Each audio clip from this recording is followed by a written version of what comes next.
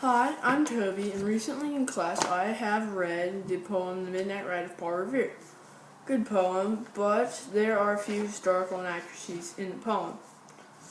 For example, one of the myths is the sole credit for the success of the ride should be given to Revere only. He rode alone. Longfellow says, who's the author of the story, "Listen, my children, and you shall hear of the midnight ride of Paul Revere," with no other names. The fact is Revere was with two other riders, William Dawes and Samuel Prescott. Another myth is that all of the events in the poem occurred on the night of April 18th, 1775. Longfellow, the author, says, "Listen, my children, and you shall hear of the midnight night of Paul Revere. On the 18th of April in 75, hardly a man is now alive." The truth is, the poem distorted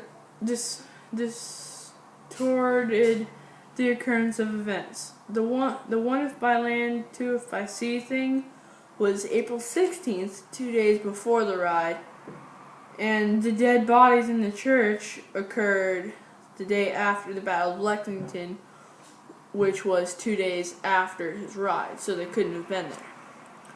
Another myth is that the signal, one if by land, two if by sea, was meant for Paul Revere.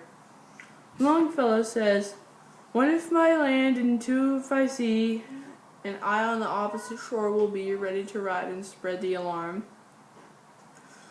The fact, the signal was from Paul to the Patriots. Another myth is that Paul Revere climbed the tower of the Old North Church the night of the ride. Longfellow says, "And he climbed the tower of the Old North Church by wooden stairs with stealthy tread." The truth is, 2 days before the ride, he went to Charleston and met the colonial conant with who he set up the plan to place the lanterns that would signal the route the British were taking. He did not climb the tower. Another example is there were dead bodies in the yard of the Old North Church. Longfellow says, "Beneath in the church lay the dead in their night encampment on the hill." The truth is there were no dead bodies, because the Battle of Lexington was the day after his ride. Therefore, the battle, there couldn't have been any dead bodies.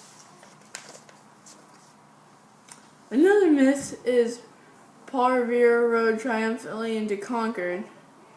Longfellow says, "It was 2 by the village clock when he to the bridge in Concord town." The truth is, he rode to Lexington to warn Samuel Adams and John Hancock. Never made it further than Concord since he was captured but soon released by British soldiers. Another messenger, Dr. Samuel Prescott, rode from Lexington to Concord to warn the residents. Another myth is that Paul Revere's ride was enjoyable and uneventful. And Longfellow says, "Creeping along from tent to tent and seeming to whisper all was well." The truth is, like I said, he was captured and interrogated by the British, then let go. And lastly, the last myth is that Paul Revere warned of the British approaching. And Longfellow says, "So through the night rode Paul Revere, and through the night went his cry of alarm." And the truth is, instead of the British were coming, Paul actually said the regulars are coming. So, those are all the myths and facts in the poem The Midnight Ride of Paul Revere.